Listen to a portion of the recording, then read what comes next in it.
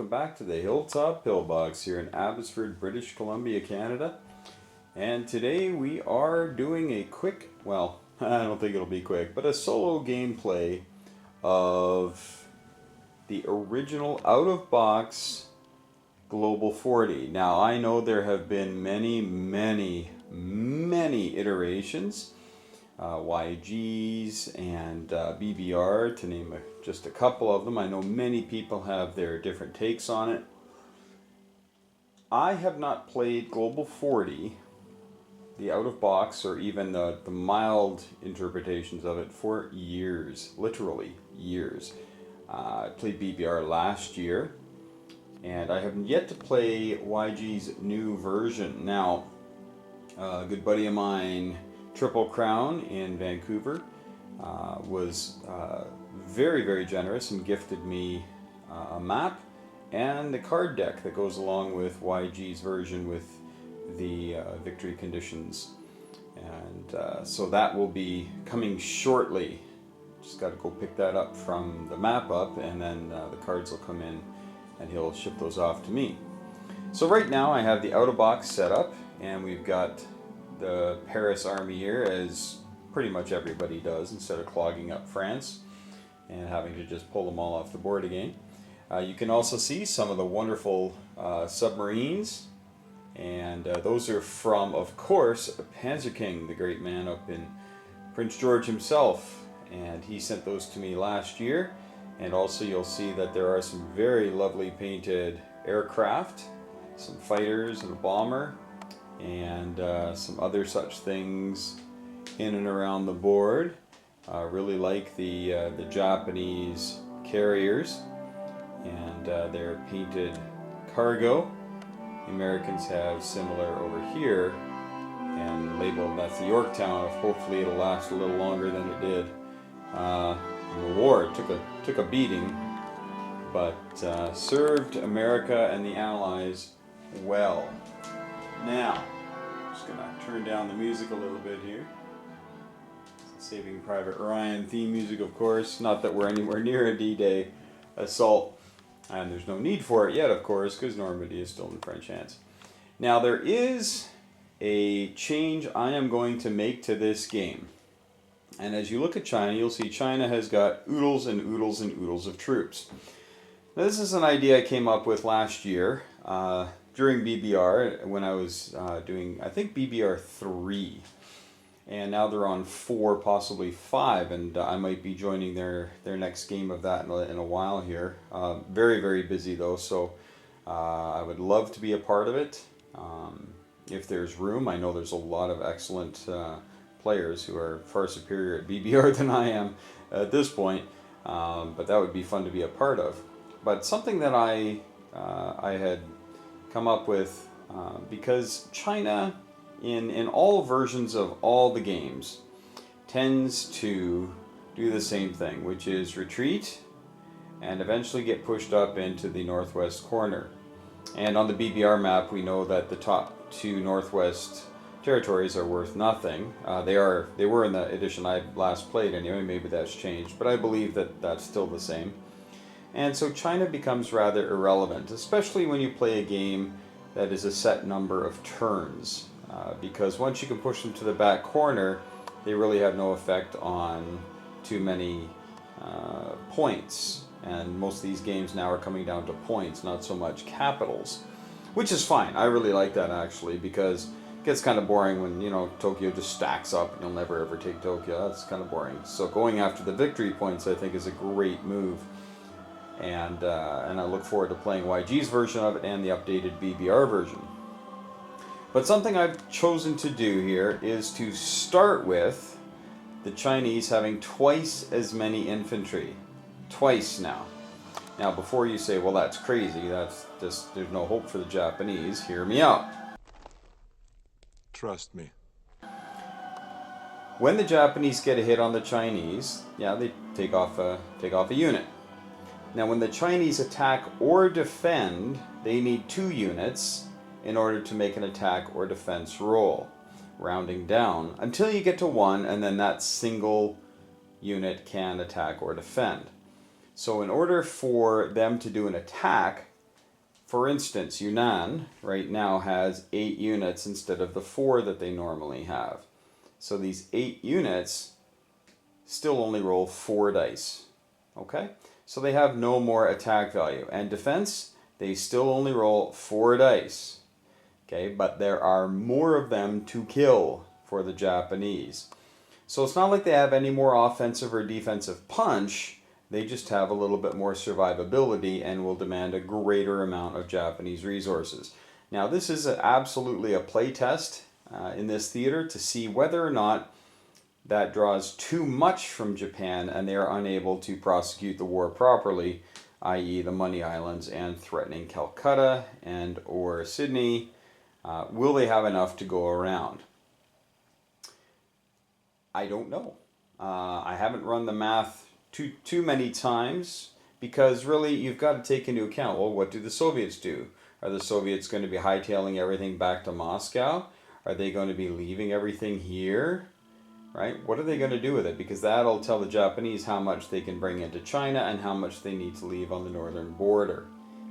So, a lot of ifs, ands, and buts, but that is the major rule difference, or whatever you want to call it. I don't even know if it's a rule difference. It's a complete gameplay difference. So we're going to try it today. We'll let you know how it works out. The Axis typically have the initiative in this game, and our goal obviously is to take Paris on round 1, and then it's going to be heading into Russia. Not really sure beyond that what's going to happen. We're going to try to keep America out of the war as long as possible with the Japanese, though, in order to take out as much of China as possible so we don't need to worry about this front. I think if we did a typical J1 using this rule, I think that might not allow Japan to do well, because America will be right in the war, and if America threw everything in and then you got this wall of Chinese troops, that might be too difficult. But again, this is a first time. I'm just going to crank it out and see what happens. Again, if this setup looks a little different than maybe the BBR, which I'm sure it does, and YGs, which I'm sure there's probably some changes here and there. This is the original out-of-box. Not that Global 40 had a box, but the original setup charts that I found years ago. And good luck if I can remember where I got them from. If you know where these are, please tell us in the comments, because I know a lot of people were actually looking for these on some of my other videos earlier on. So these videos, these cheat sheets tell all about the politics, the economics of what's going on, non-aggression pacts, movement restrictions, and then they have all of the national bonuses and the setups, of course, and the cost of everything and technology and all the rest. So I have one of these for every nation. This is Japan, of course. Tells you how much you start with. 26 IPCs. Okay, so that's where we're at right now. We're going to give this a whirl. This is probably going to take me a few hours. I'm too used to the anniversary and the D-Day and the Pacific and the other ones that you can play fairly easily in a sitting. This is probably going to take me most of the day to crank out by myself, because I really want to take this seriously. I want to take this here really honestly and see, does it make a huge difference, too much, so that Japan will not be able to do anything. Okay? Essentially what they are being asked to withstand is basically a greater number of chances for the Chinese to hurt them. Not that the Chinese will, right? Because they only get 1 die for every 2 units, okay? So this is, again, just punching up the survivability of the Chinese military. This has nothing to do with their ability to punch back or anything like that. This is just basically going to give them some staying power, and so they don't just have to retreat up into the top corner and sit there and doing nothing, okay? All right, well, wish us luck here. We're going to start off with the Germans coming into Paris. Paris is ready for it.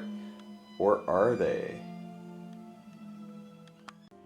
Alright, round one is over, and you're listening to Letters from Iwo Jima, which was fairly peaceful this turn, but the rest of the board was not, as you can see from our dead pool. Lots and lots and lots of death and destruction. The Germans lost all their fighters, and yeah, the British lost a couple aircraft. The Italians lost a couple aircraft. Yeah, pretty nasty all around. So what we're going to do is we're going to walk you through here, just kind of the things. The Anzac just built a man and a transport and took Java for the free $4. And likewise, Far East Command, or India as they're called in this game, came and took Sumatra for the easy 4 because Japan did not do a J1. Japan did coagulate everybody here though in the Caroline Islands and some in Palau just because they couldn't reach. And it'll be interesting to see what I do with these, because right now Queensland could be taken next turn. It's possible. They have 2 transports, but not enough stuff to take it all this turn. But they could certainly take New South Wales next turn if they took Queensland this turn, which they could. And New South Wales is fairly lightly defended. The Americans decided to keep everybody back on the west coast to avoid any kind of sneaky Japanese attack, because of course the Caroline Islands in my mind are pure gold. Now maybe there's been changes to this game that makes the Caroline Islands less important, but I think this is although geographically different, I think strategically the same as the Gibraltar of the Pacific, where from Gibraltar you can branch out, hit Egypt, you can go up to Norway, you can head over to America. Same with this. Here you can hit China, Australia, Japan, Hawaii. Yeah, you can really reach out from here. So very flexible there. Unfortunately, that keeps 6 aircraft out of the fight in China, but we'll tell you how this went. So my little strategy, or not strategy, but rule change, where there's twice as many Chinese troops to start the game, it had a bit of an effect. Japanese still took Yunnan and still had a man and an artillery left, which is fairly common. They took Hunan as well and lost only 1 unit there to the 4 Chinese units. So nothing really has changed a lot, except you can see there's still a lot more Chinese troops to take care of. And then we've got a bit of a conflagration up here of 10 units. I don't know if that's a conflagration, they got to be fighting. So for Japan, I thought in order to try to answer this rule, I built a couple factories. Alright, so I can pump out 6 tanks. If I can afford them. I don't think I can afford them yet, but I can pump out 6 tanks a turn, which should help me deal with the extra Chinese that I need to destroy. Now, they only get these at the beginning. It's not as though they're going to be getting them throughout the game. So I think the key for Japan is to strike hard and early to mitigate the number of deaths they will experience trying to get through the increased hordes. Had the Soviets back up a little bit just to keep Japan guessing, and Japan of course has to be aware of that and act accordingly. Over here, the Eastern Front, the Russians brought everybody into Leningrad. So my goal this game with the Soviets is to not let Leningrad fall. Now, that's all fine and dandy to have that goal, but whether or not it happens, it's another thing. And Ukraine is also going to be a place that I'm going to defend to the last. So, just going to see how this works out. The Germans were able to take Paris, but they lost all their infantry, 1 artillery and 1 mech taking it. And you can see Normandy, Bordeaux is empty. I think you can. It's a bit of a glare.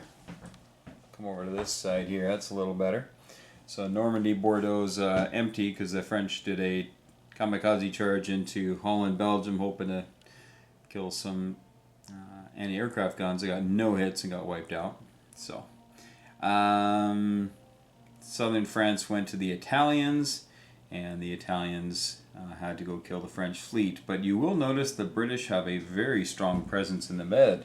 They did Taranto and got all 6 hits that they needed to win the battle on the first round of combat, and then lost 3. So they ended up losing a fighter, a destroyer, and another fighter, I guess. So Africa's pretty empty because Britain did an attack into Tobruk and had very good dice versus the Italians. I was just hoping to do a bit of a spoiler, but my 5 units got 4 hits on the first round, and the Italians got 3, so I thought I would prosecute the war 2-on-2 and ended up winning.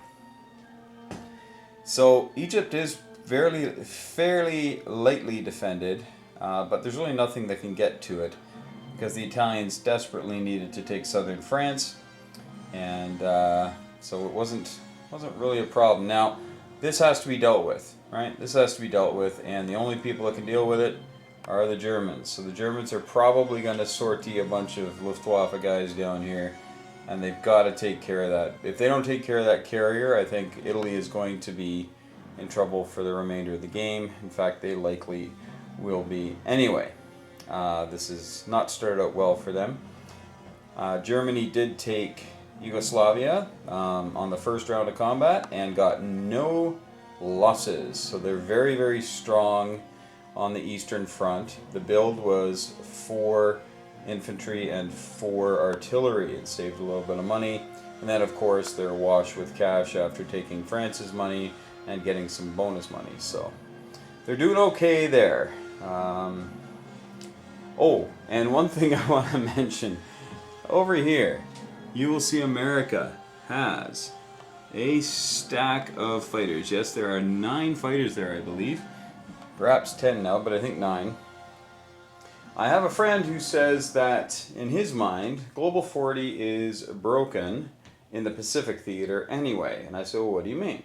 And he said, all you have to do with America is build as many fighters as you can per turn.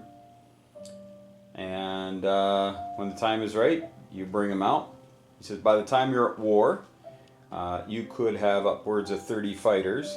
Take them out to Hawaii. The Japanese fleet has to retreat from that. And then you take those 30 fighters and you fly them to Guam. Or you fly them someplace else. And wherever you fly them, the Japanese will have to retreat. And they can't run faster than your fighters can fly, typically. And that is something I am testing this game. Which means, of course, Germany is going to have a fairly free hand in Europe. And Italy will not experience the pressure of the Americans heading over there anytime soon. Of course, they can't come over till turn 4 anyway. But we're going to see if this works. We're going to see a ridiculous stack. I'm committed to this. I am absolutely 100% committed to this.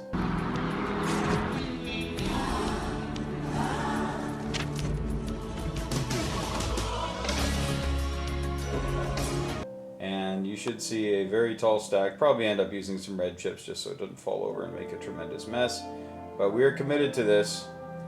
And we will see if that works. So we built 5 fighters. We had 2 in Hawaii, 1 on the west coast, 1 on the east coast. And 1, 2, 3, 4 built. So 9. There's 9 fighters there. We got 1 in Guam, trying to make its way over. Have to come to Wake, I guess. 2, 3, 4, 5, yeah. And keep heading over. So now Japan could spoil that. Japan could say, oh, we're going to bring you into the war. But then the States will be building 8 fighters per turn. And, yeah. But that's just a tactic we're going to try. If you've heard of any other crazy tactics, please leave them in the notes below. Roll out tie dispenser. What was that one? Okay, you're in a restaurant. You got a very big meeting coming up. Okay. Oh, man. You got mustard on your tie. Oh, no. You just tear it off and you got a new one right here. Then you're gone. And who knows, this might not be crazy. This might be something that could be considered as an option for the American players. Just absolutely spam the Pacific with fighters. And, you know, for the cost, the movement, and the defense that it provides, Seriously, I mean, they'll lock up an island forever and be a threat to Japan forever. So we'll see. I might force Japan to head south and then head to Calcutta, but still got to deal with the Chinese, and we'll let you know what happens there for round 2 right after this. Alright, round 2 is in the books, and we're just going to take a look at how things are progressing. We'll just start here with our Americans, knowing that of course they're going big into fighter protection. And so there they go. They've got 14 fighters there now. So Japan is kind of caught betwixt and between, so this might be a good strategy after all, because I don't want to leave that option out, but I think it's no longer an option to go after America. It's definitely an option to go after these guys here, but they've bulked up now, so there's just too much stuff there for Japan to take. And of course, the Money Islands get scooped up while Japan remains neutral with everybody else. They were able to take Yunnan again, but Yunnan was taken back. And this is a little typical of what goes on, but I think China's a little healthier than normal because Japan just didn't have enough to take on some of the stacks. And so now I've brought them all together into Szechuan. And I think there's too much there for Japan to take and hold Yunnan this turn. They've got 4 units in Kwai Chao, and they've got 4 units in Kwangtung, or Kwangzi, pardon me. And then they've got all this air power. So they've got 8 units, and that would be enough to take it, but they would likely lose air power doing it. Meanwhile, India becomes stronger and stronger. They're up to now 3 fighters and a couple of tanks, and then they got some men here. But something I just noticed as I was queuing up to do this is that I had brought a transport over from the Caroline Islands with a couple of guys, knowing that I need more to take Yunnan. But now I've got the option of having 4 units come and attack Burma. And I can hit it with that huge stack of aircraft, likely take it, and that would force India to build men next turn, likely.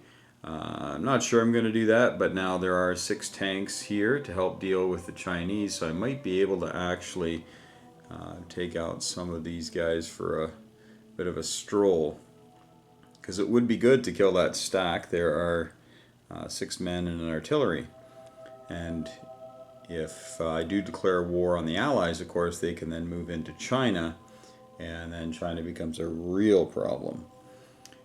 More so than it already is. Plus there's a couple of boats out here I can snipe, and I can likely get rid of a lot of this here.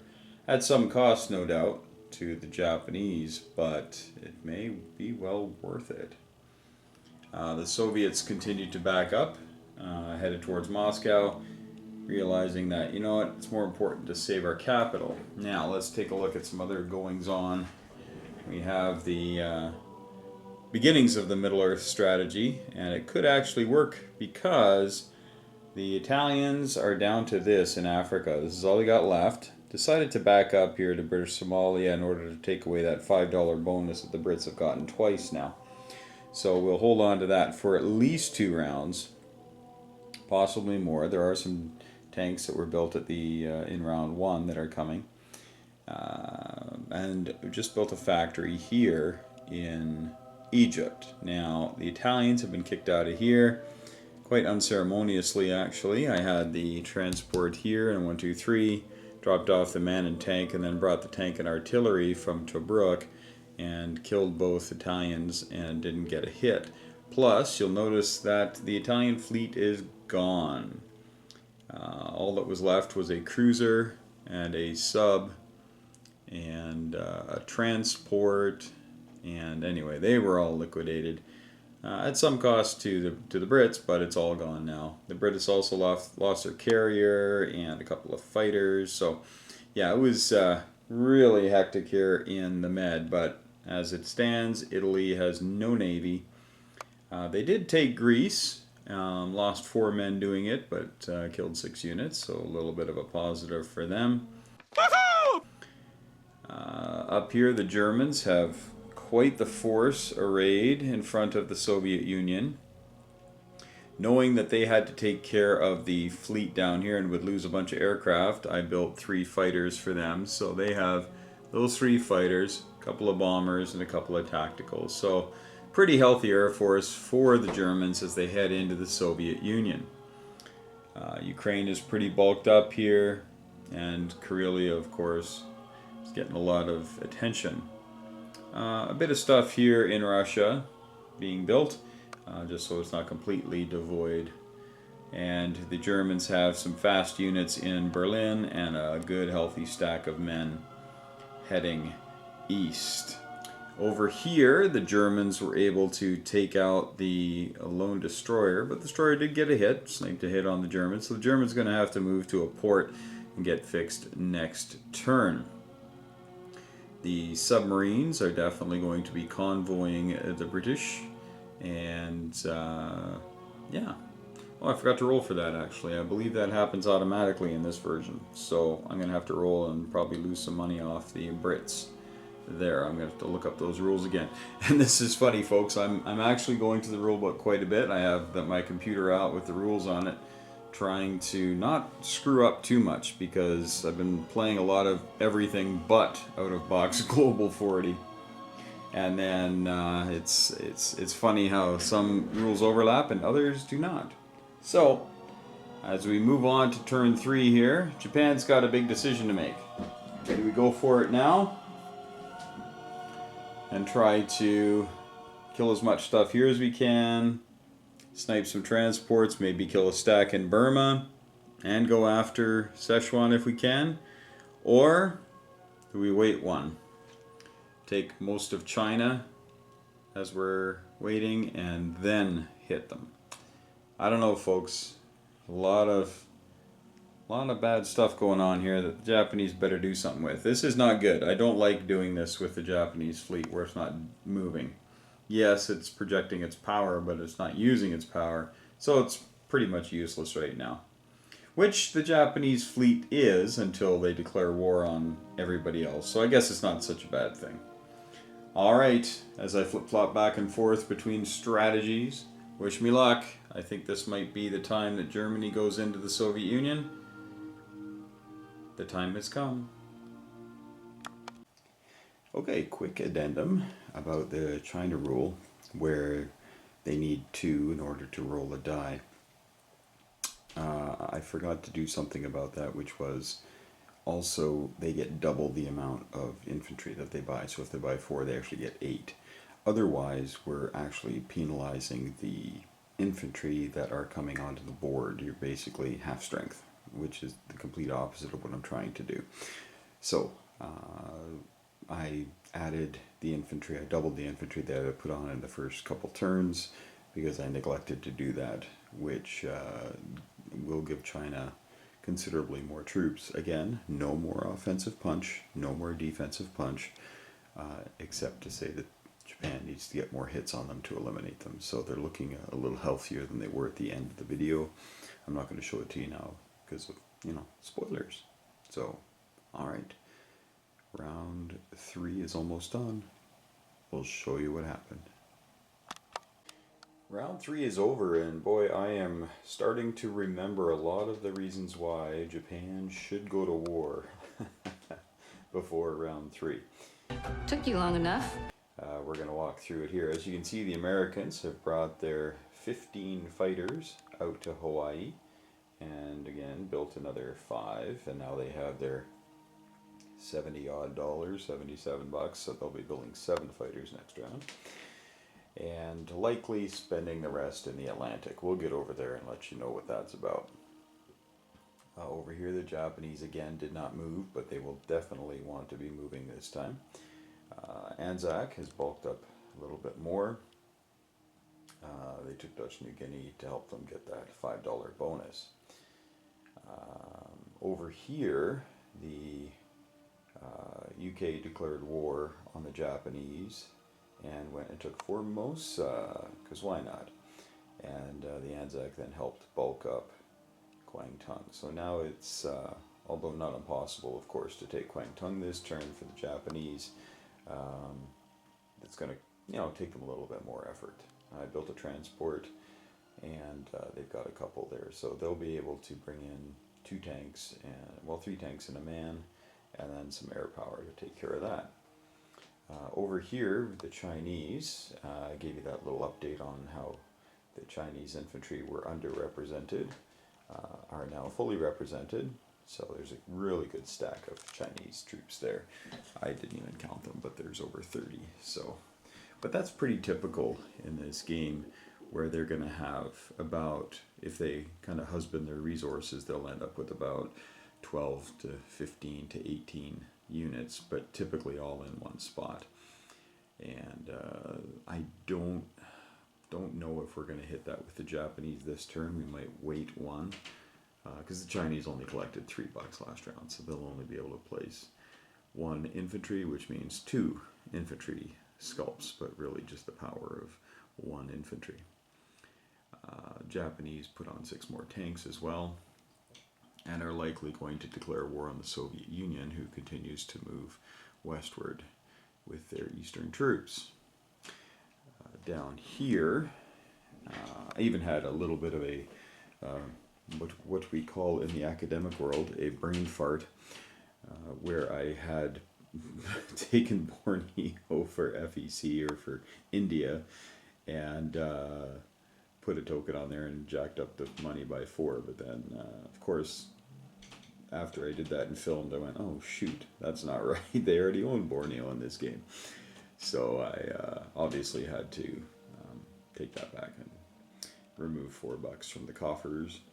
But we did move out here just to provide a threat. Now, Calcutta is quite under duress here, and or could be, but with China having so much stuff that the Japanese have to deal with, they probably won't try to go into Burma right now. They only have a handful of units to go in there. They'd likely lose a number of planes, and then would have to spend even more resources in China to deal with the growing Chinese threat.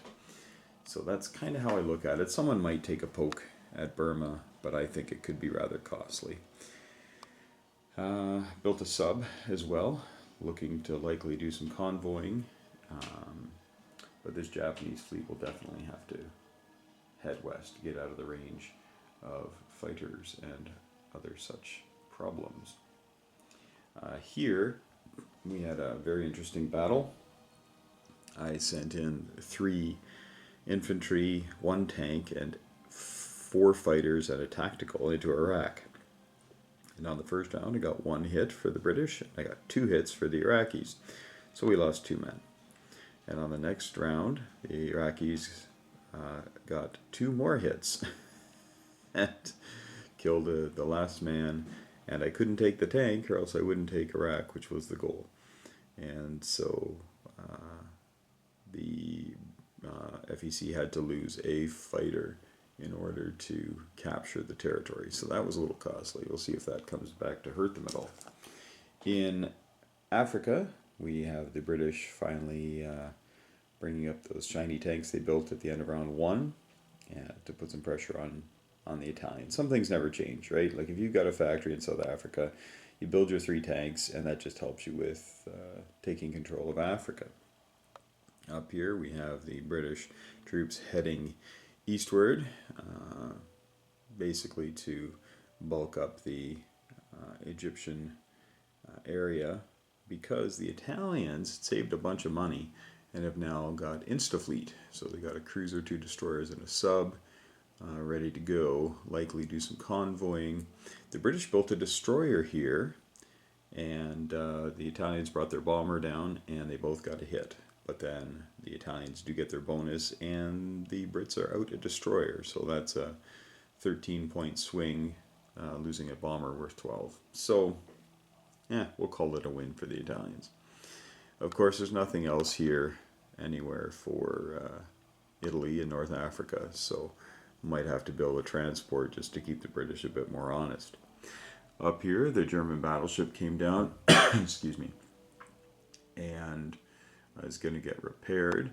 The British sent a lone bomber down to attack the battleship and missed, and the battleship got a hit, so there is no RAF bomber anymore. But Britain had also saved a lot of her money, and so we built 4 destroyers and 2 fighters, and are able to now put the boots to the German fleet, possibly. I think the Germans will likely attack and try to dispatch those destroyers before the RAF can really get involved. Now, you can scramble the 3 fighters, of course, but subs obviously are much better on the attack, 100% better. Again, the Americans spent nothing over here in the Atlantic, but they need to help out their brethren. So, we'll look at the Eastern Front and we'll talk about what the Americans are going to do. So, the Eastern Front, the Germans have gone in and with quite the punch. And the Soviets have had to get out of Leningrad. Now, I know I said at the beginning is my goal is to hold on to Leningrad, but staying there would have been just suicide. And to what end, right?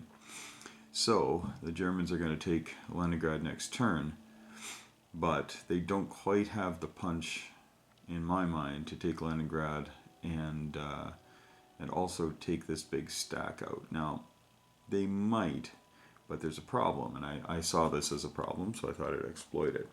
You got quite a stack of infantry here. I think there's 9 or 10 infantry plus 3 other units plus air support that can go into Bulgaria, Romania, kill some Italian stuff, and then sweep down through here. Now, whether or not Russia wants to commit resources to that sort of a campaign is really irrelevant. The fact is they can, and if they do, that will really hurt the Germans because they'll have to come and rescue their little brother Italy again. So the Germans might be forced to hit this stack this turn, and they don't have enough to really hurt it unless they bring their tanks down from the northern part. And if they bring their tanks down from the northern part, then Russia can punch up into the north as well and start threatening, Poland, actually. So, it'll be interesting to see. Oh, you can hear that grind. I'm always grinding coffee beans. It'll be interesting to see what we're going to do here. I'm really muddling this over. Not entirely sure what to do. Germans built a factory in Yugoslavia in order to build a couple boats here and there to help out the Italians, because I don't want the Italian fleet to disappear again. So it's kind of 2 games going on here. In this theater, the Germans are causing grief, definitely. The Italians are a bit resurgent, but they've lost Africa, and they're likely going to lose everything in Africa here on this turn or the next. The Middle East is allied. Russia, although hard-pressed, is still in a pretty good position. They are bringing reinforcements back. In China, the Japanese are sweeping through everything, but there's definitely a concern there. India is really healthy right now. They're sitting at 22, plus they got their bonus last round. They likely won't get their bonus this round, but yeah, doing pretty well there. And Anzac is, Anzac's Anzac. Pretty healthy. Not a huge threat, but they do provide a spot for these American fighters to land because they can move 5. So 1, 2, 3, 4, 5. So we could have 15 American fighters in Queensland, which really changes the game because from there they can fly to the Philippines. So I think the Japanese are going to be forced to take the Philippines this turn in order to keep those American fighters a little bit further away than the Philippines, and plus that's a bonus for the Americans of $5, and they don't want them getting that.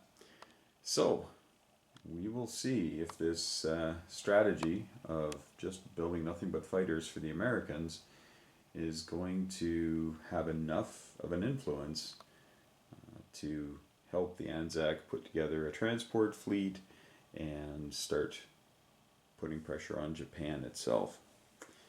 Well, round 4 is coming up. Let's see what happens to these big Chinese stacks.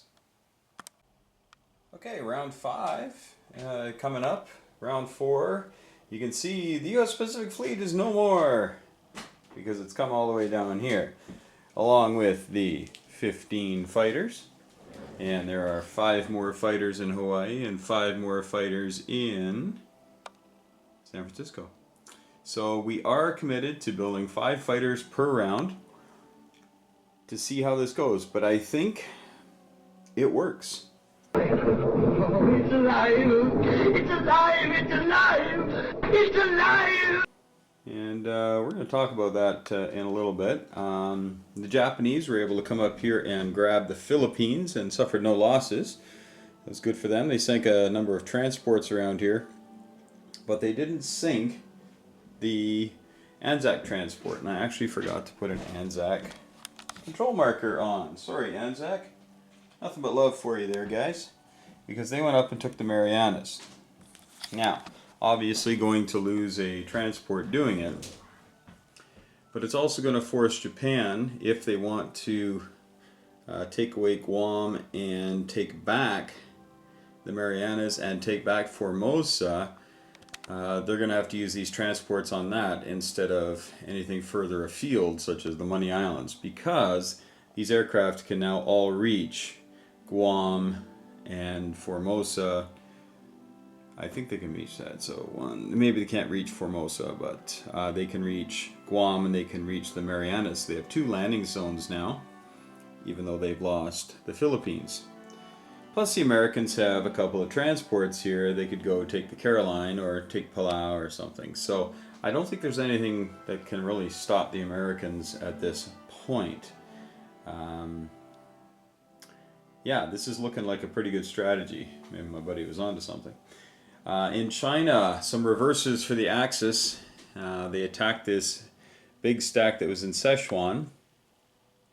They had 20 dice, 19 infantry, and 1 fighter. So in fact, they had 38 infantry, but they had 19 dice and in infantry and got 12 hits, and then they got 1 with the fighter. So 13 hits. Killed all the ground units plus 2 fighters for the Japanese on round 1. The Japanese got 10 hits on them, but that only eliminated 5 dice, so they'd still be coming at them with 15 dice the next turn. There's no way you're going with aircraft unsupported. So from that, the Chinese were able to go grab some more territory, including Yunnan, get their $6 bonus, and then they were supported by India. The British have moved in lock, stock, and 2 smoking barrels and are really putting pressure on now.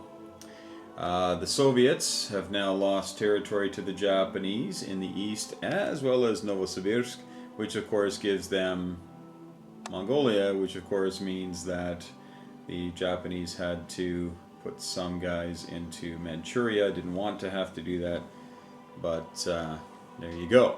So we'll have 6 more guys to kill here before we can move towards Moscow. So the Russians now have a decision. Do we hit Novosibirsk or do we come into China? Which one do we want to do? If we come into China, there's more stuff to kill.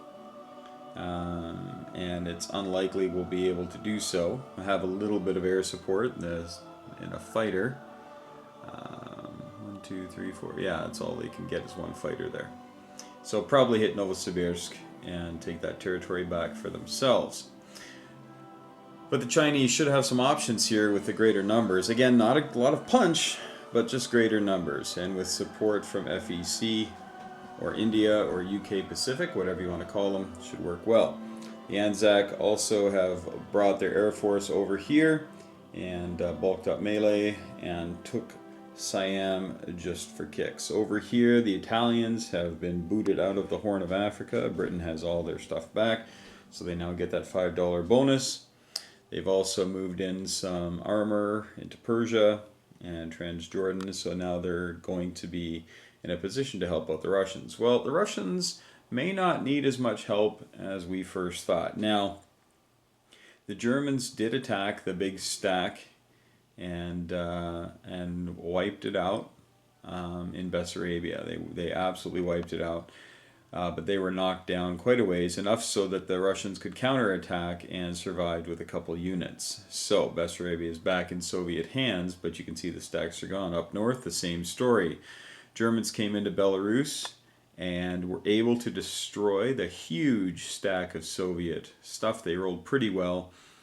They did lose a fighter to the AA guns, and they were down to 8 tanks at the end of the battle. So the Russians, which had a counterattack in place, of course, were able to come back and got some fortuitous dice and took the Germans down to 1 tank before they ran out of everything except a fighter, which they then retreated to Moscow. But they've been able to build some stuff up in security and moving out. So Germany looking a little stagnant here on the Eastern Front. Not a lot of punch left.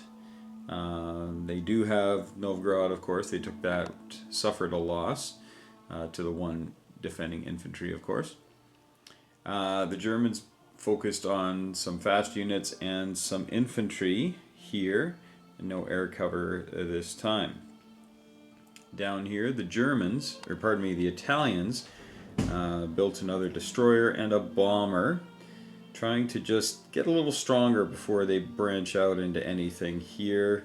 The Americans did land in Gibraltar with a lone man and tank, so not really a big threat to Rome or anything, but I put the fleet here anyway.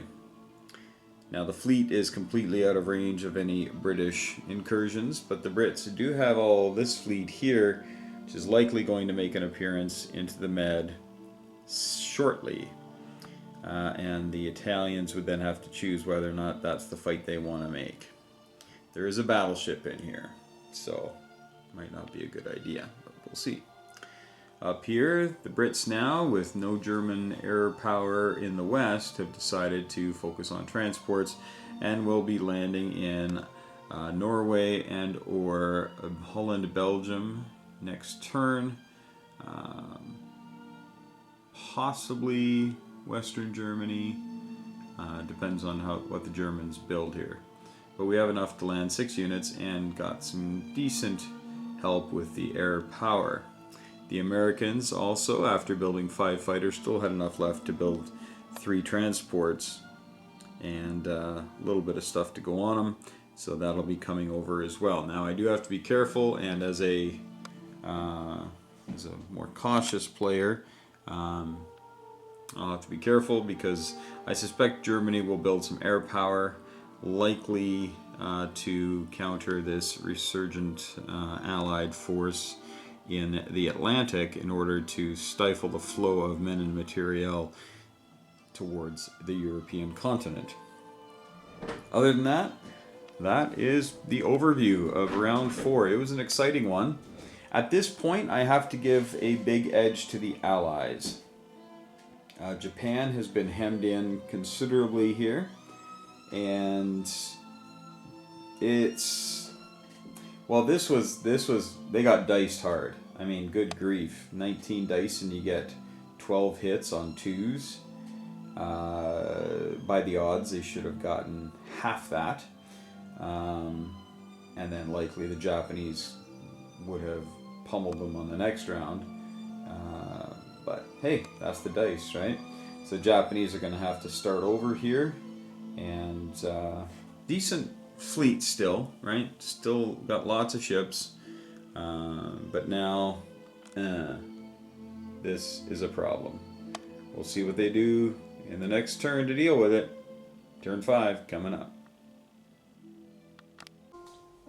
Alright, this music is from Letters from Iwo Jima, which, as we know, did not go well for the Japanese, and the war is really not going well for the Japanese. As we pull back from the Pacific Theater, and now we'll zoom in. A couple of interesting things happened. The Anzac were able to come up here and take the Carolines without loss, and the Americans took Palau, and of course without loss because there's nothing there. And the Japanese have all their stuff all sitting here, no problem, but the Americans came and landed in Celebes and have 15 aircraft sitting there ready to reach out and touch someone, as it were. So the Japanese are in a bit of a way here. The Anzac built an air base. That's that green block there. Actually, my air bases are in the actual Hilltop pillbox, and up in the office I don't have them, so I'm substituting a rocket base, as it were, from HBG. The Japanese came and took this and took Borneo, so they took Sumatra and Borneo, so it's $8. They took Kwangtung back. So Calcutta, India is under the gun here. They also lost all their stuff here in Yunnan. The Japanese attacked it, destroyed it all. The Chinese came back and took it for the loss of a couple things. But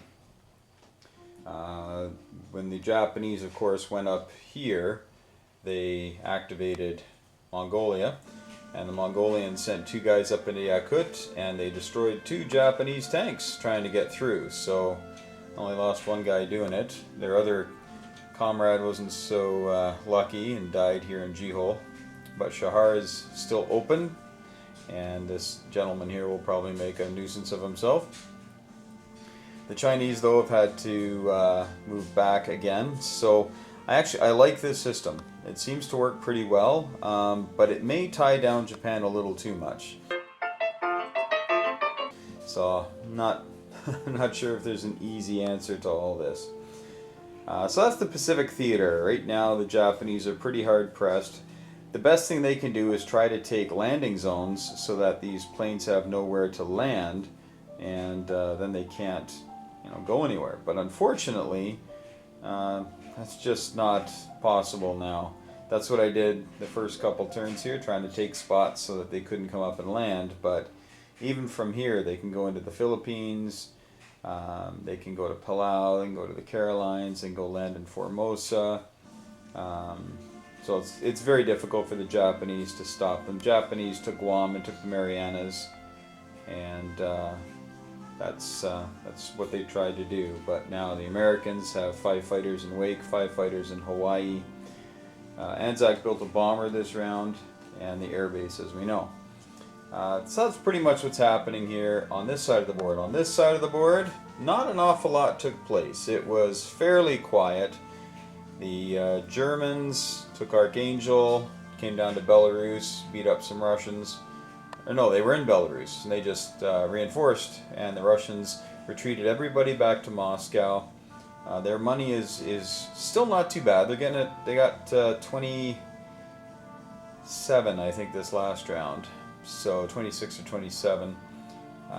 So they're not doing too terribly bad, but even the Italians have a little bit of a force here. Speaking of the Italians, they built a battleship this round. Yes, they did. They really, really, really want to keep their fleet, their hold on the Med. But the British, of course, came in, and they've got 4 aircraft here to back up what they feel is their lake. So we'll take a look at what's going to happen at next round for that.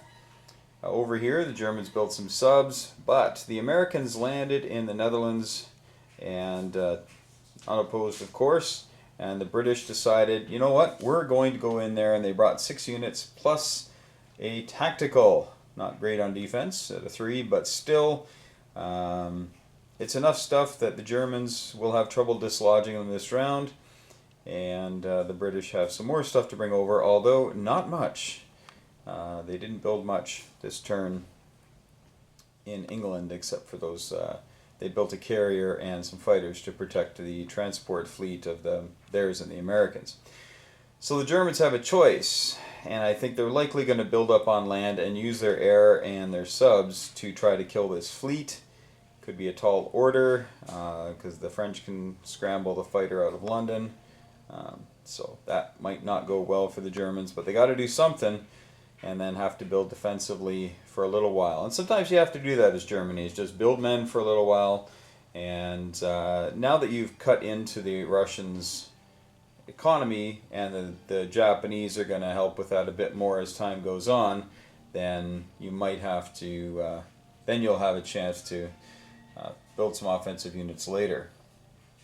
But the Germans don't want to lose Norway. They brought a couple of guys up there, and that just made this a bit easier for the Allies to take.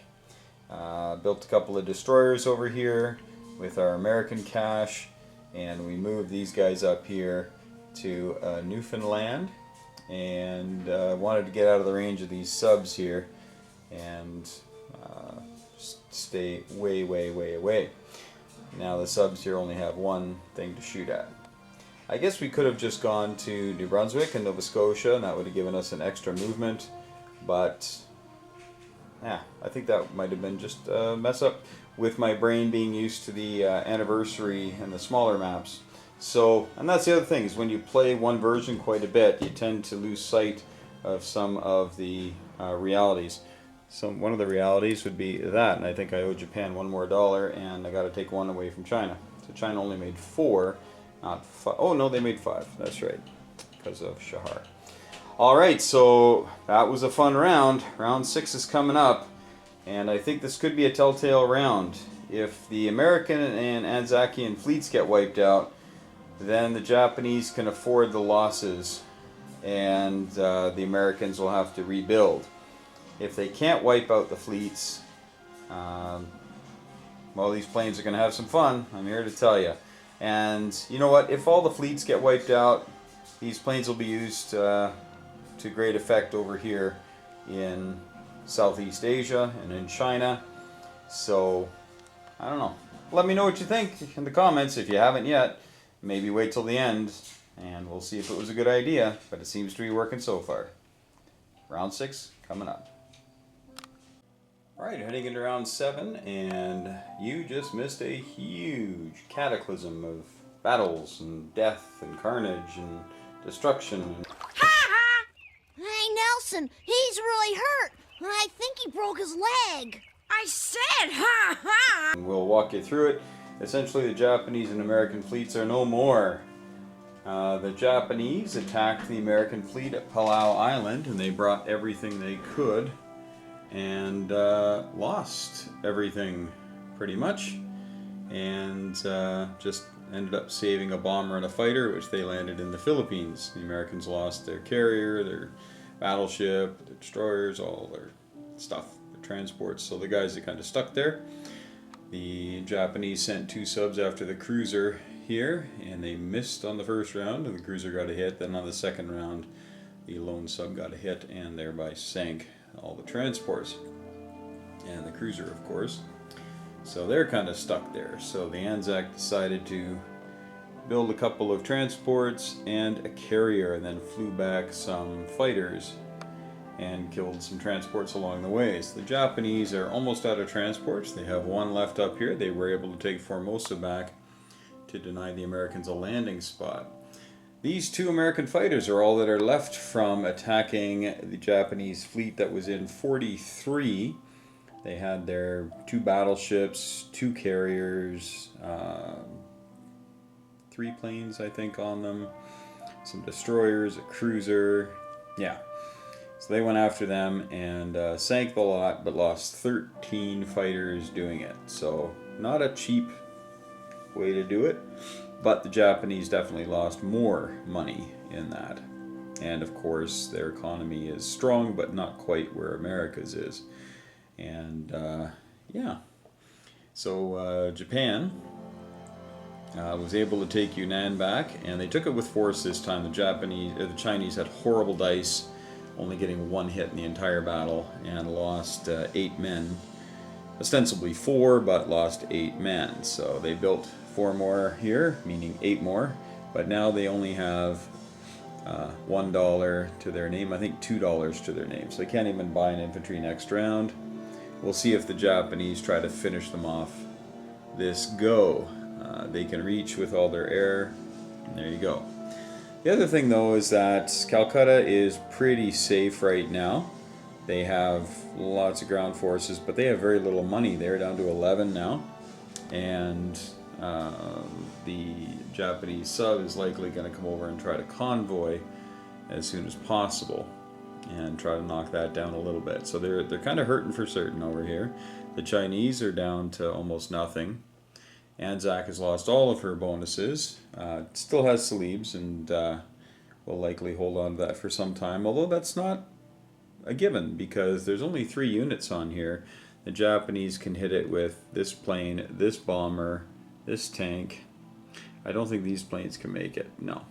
And there's no carriers to land on. So that might be something to go after, because if they can take that, that'll really slow down the Allies. Now, there's another 5 fighters here, and there's another 5 fighters here. There are only 3 fighters here, though. I only put 3 there, but I did build 5 fighters, but 2 are on the other side. We'll show you that in a moment. Japanese were able to dispatch the lone Soviet rearguard, the Mongolian rearguard, and kept 1 tank up in Siberia, just as a precaution. I might move it next round, but just as a precaution against, well, Americans, this is where they start to build transports and start coming across, so they've got to be careful about that. So that's what China has left. I think that's about 15, 16 guys, which is 7 or 8 dice. And the Japanese can hit that with quite a bit of stuff here. Well, 2 tanks, 3 men, 1 artillery, and a bunch of planes. So there's a good chance China will be gone at the end of this turn. But this is now turn 7, and it's still not a given, right? So I like this system. I think I'm a believer in this system. You let me know if you think it's crazy. Of course, 1 game or rule does not make, but and I will try this again in different iterations of this. But I think that might be something I'm going to do with China, just to give them a little bit more relevance and to force Japan to put a little bit more oomph into it. Because as it stands now, they got such a powerful air force. They don't have to even build too many ground troops, and they can just walk in and smash them and it's over. But this way, you got to commit a few more. You got to have a little bit more cannon fodder, because you got more rounds of battle. You're not going to be receiving more hits per round. You're just going to have more guys to kill. Over here, the British have bulked up, built a carrier, and landed a couple of their fighters on it, and built a transport. So now they are a threat to start nibbling away at the Italians. They can head to South France, although they probably won't. The Italians built a destroyer and a fighter, and will likely try to stop the British from doing anything too crazy over here. But the British do have a far healthier economy, and we might force the issue here, because up here it got kind of crazy. So the British and American fleets are gone. The Germans dispatched them for the loss of 2 subs, 3 subs maybe, and that was it. And there's more aircraft here now, a lot more ground forces. We're going to be kicking the Anglo-American landings out of Holland this turn, of course, and probably building a couple more subs and just try to keep everybody honest over here. Over here, though, I think Moscow is safe. I don't see it being under any duress right now for a little while, till the Japanese tanks perhaps start to marshal up and we can send a stack of maybe a dozen tanks this way. That might help out. But the Germans are going to have to retreat from the gates of Moscow. We're going to have to go back. We'll probably come down to Bryansk and then join up with these guys here. Should be enough so the Russian won't try anything crazy, but you never know. Considering I'm the Russian, I can be a little crazy. The Italians were able to take Ukraine and took the factory, so they're going to be able to build right here on the doorstep. But again, they've got problems over here, so they may have to split their money wisely. They don't have a lot of it. They've only got $16, or I don't know if they saved any, but they only had an income of 16 and no bonuses, so not like they're rolling in cash. Let's see here. I think that's pretty much it for this round. The Soviets came and killed the German units that were up here in Vologda, and only lost, I think, 1 infantry and killed 6 units. So the Germans had some horrible dice at a couple of very key battles in this game. And again, that's it, right? Everybody says, oh, the dice even out, and maybe they do over the course of the whole game, or even a couple of games, or a series of games. But sometimes, you give up a bunch of those extra hits. You're attacking 2 units and you get 9 hits. You're like, just give me 2 hits. I'll use those 7 someplace else. And that's unfortunately what's happened to Germany here. So I'm having to work pretty hard because I'm seeing lots of opportunity for the Allies. Now, of course, they don't have any more fleet and scant air force, but they do have money. Their money is safe because Africa and the Middle East are safe. They're under no duress. So they're able to crank out quite a bit of stuff. They're getting their bonus. So they're up around $37 a turn now. So it's a lot of money they can put into the water that the Germans will have to respond to, and that means they're not going after Moscow. So it's going to be a while, I think, till this game is decided. The Pacific is pretty empty. So nobody's going to be, there's not going to be a lot of territory changing hands anytime soon. Anzac, in fact, has the largest fleet in the Pacific. Now, that could change in one turn with Japan. If Japan decide, screw it, we're gonna build boats this round, and they throw down a battleship and a carrier and a couple of destroyers and a sub, well, then this little fleet here doesn't look so hot. But again, we know what happens to big fleets when you've got all these fighters flying around. There are 20 American, because there's 5 here, 20 American fighters in the Pacific still. So they just don't have anywhere to land except Palau Island. That's the closest they are.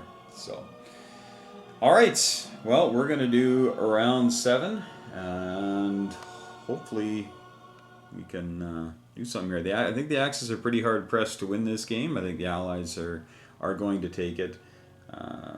But this is why we roll the dice. We'll let you know in just a moment. Alright, turn 7 is kaput, and here we are, the Americans pouring money into the Pacific here in turn 7, ready to go for turn 8. So there they've got 3 transports and all the goodies to go on them. And who knows where they will be going, but the Pacific is slowly becoming an allied lake, as the Anzac have punched up into the Carolines here to reinforce, with far more stuff than what the Japanese have in the Pacific. Yes, that's all they got left. Not in a transport. Not too frightening, though.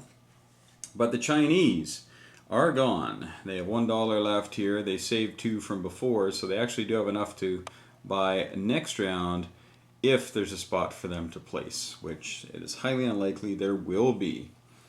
The Americans brought over their 2 fighters from Celebes and have landed them in Calcutta, ready to help defend India. But it looks like India is just fine. Looks like they've got about 20 odd units in there, including 6 fighters now. So they're doing quite well. Far more than what the Japanese can bring to bear in the near future. But there's 4 fast movers there. There's 6 tanks there, there's 3 tanks there, there's 6 more tanks there, there's 3 more fast movers there.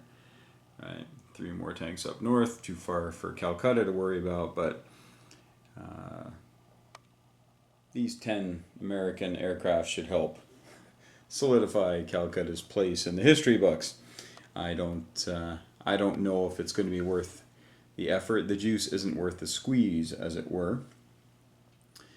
And Japan itself, no real natural enemies, but now the Anzac can actually land in Japan next turn from the Carolines. They can bring 4 units and no bombard, but they can bring 4 ground units to assault Japan proper. So the Japanese will have to stay aware of that. But they did make quite a bit of money this last turn.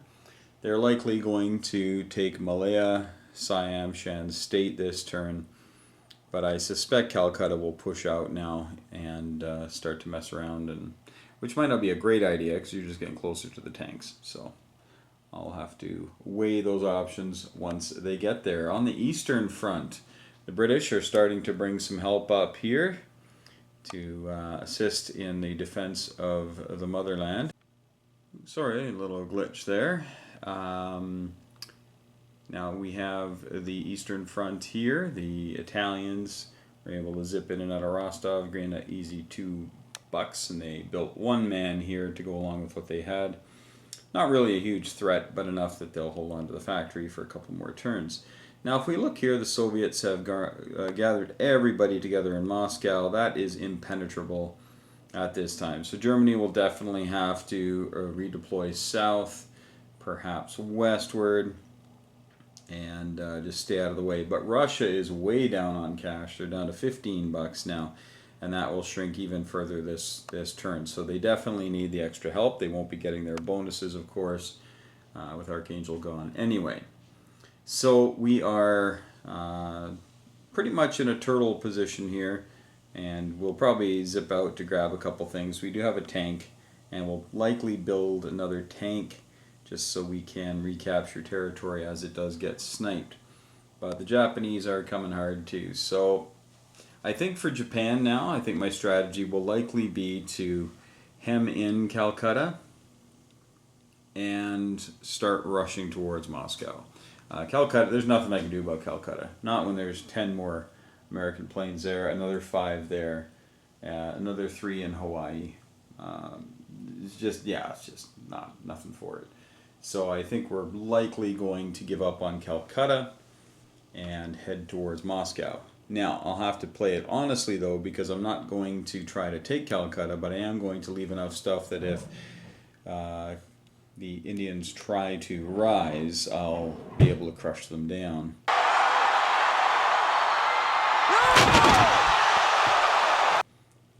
Hopefully. But the unfortunate part in all this is that the Americans have their fighters. So the good part is that America goes first. So it's not like America can, like Britain can go and take something and America can land 12 planes there. It's the other way around. So at least there's that. There'll be a one-turn reprieve. So if I can get things into position, I can hopefully take care of the Brits. So they're certainly not in a pleasant situation, and Japan is cranking out a ton of money. They're over $60 now. They're making 64 plus bonus. Actually, I don't think they have any bonuses right now. So they have, but $64. That's plenty. They can still build their 6 tanks a turn and still build some air force as well. In Africa, pretty much the status quo. Nothing was built by the British. The Germans did land in a couple of subs to help out with the Mediterranean Lake for Benito, but it's not looking really good because here come the Yanks. The Yanks have come on in Operation Torch on a Poe's Landing here in North Africa, and they have designs on heading over to northern Italy. So Italy does have one fighter. Looks like one of those dive fighters. There we go. It is poised to help defend on a scramble, perhaps, but likely not against that.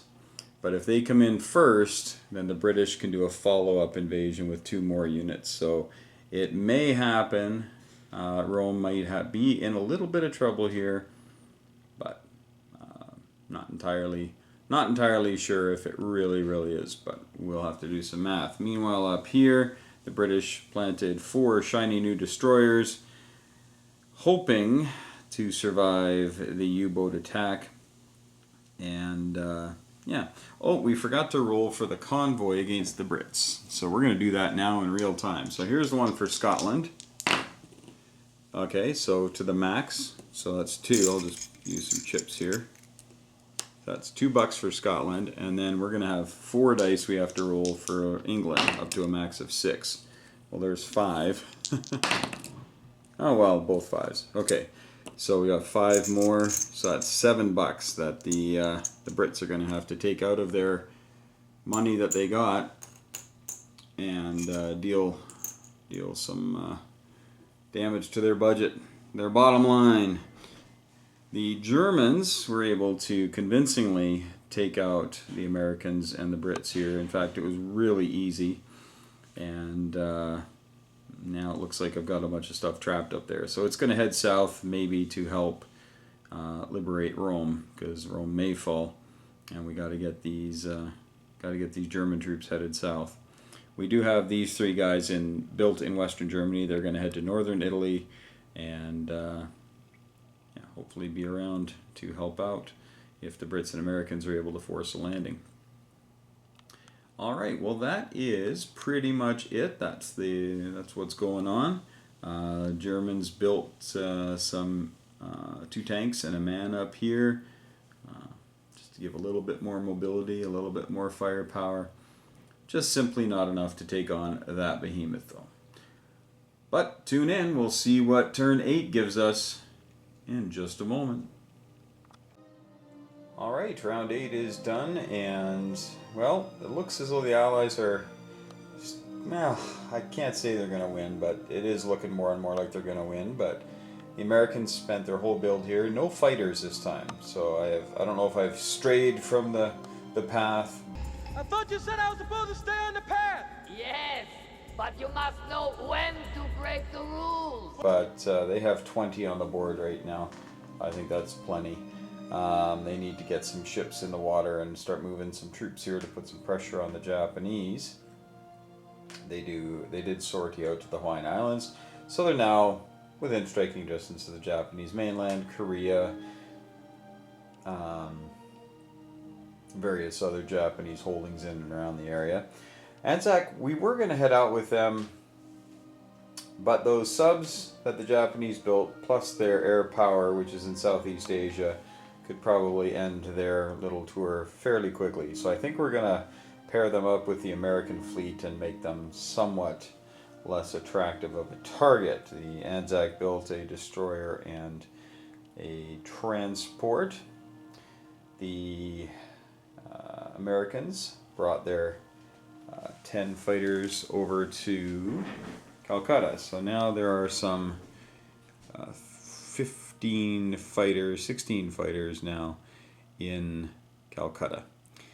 The Japanese have arrayed against them and do have an impressive amount of tanks, and there are 6 more on the way there and 6 more on the way there.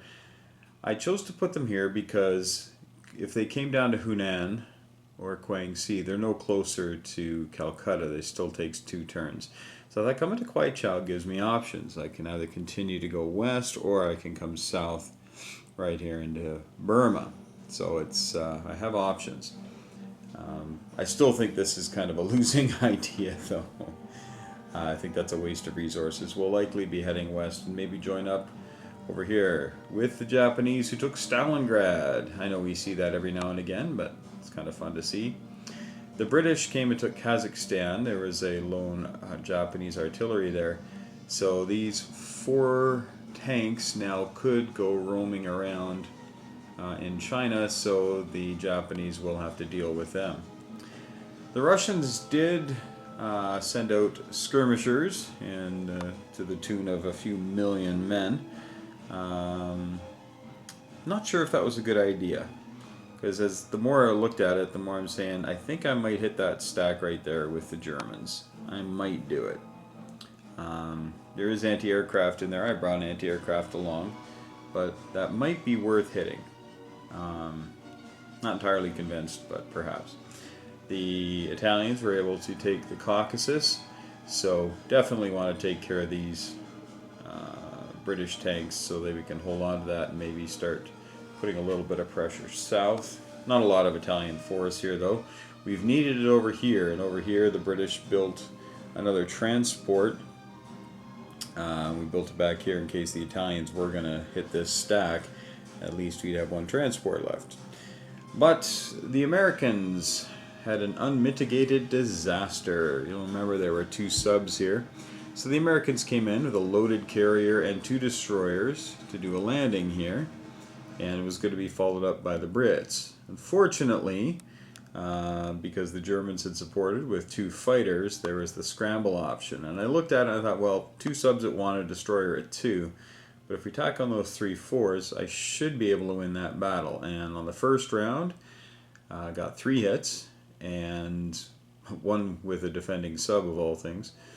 And that took out 2 destroyers and a fighter, because of course if you kill the carrier or injure the carrier, then the planes are going to be kind of landlocked. Well, here they're going to be lost, right? So I had to take it on a fighter and only got 2 hits on the defenders. That was the 2 German subs.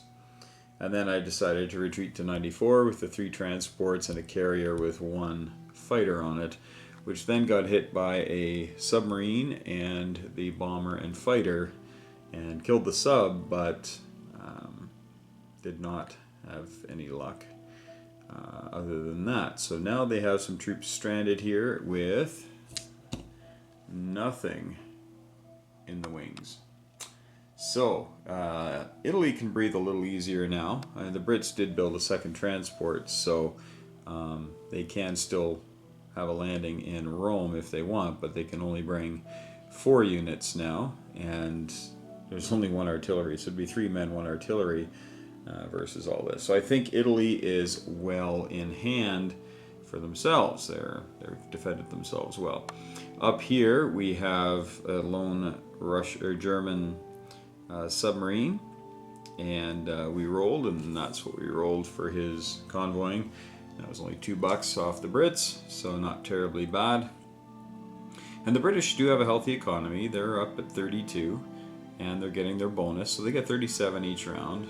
So 35 this last round, of course, minus 2, but they just can't seem to make any headway. The Germans leave enough air power here that if they build anything of consequence, it's likely going to get sunk. So we may have to start building off in Canada and bringing things over once the force is big enough. But doing that, unfortunately, then gives the Germans more time to build up and come and attack. Built 6 tanks with the Germans because I just don't have enough. And it's always good to have more tanks, but now knowing that I don't have to build any more men and artillery over here, I'll probably still build a couple of subs again. That seems to be a good idea at this stage of the game. And we will continue to pump out more stuff out of Karelia. Karelia is getting to be a bit of a growing concern for the Russians as well. There's about 10-12 units there, and hard hitters, some of them. So the Russians have some choices to make, and that's one of the reasons I thought I might hit this this stack, is just to put some pressure on them. They're down to $8, right, and soon to be less with the pressure from the Japanese coming through the north and through the middle. That's probably going to be a big problem for them. And I think that's what we're going to do with these tanks. We're likely going to head towards Moscow. This is just crazy. I just don't see the point. We'll stay down here, so they have to stay there.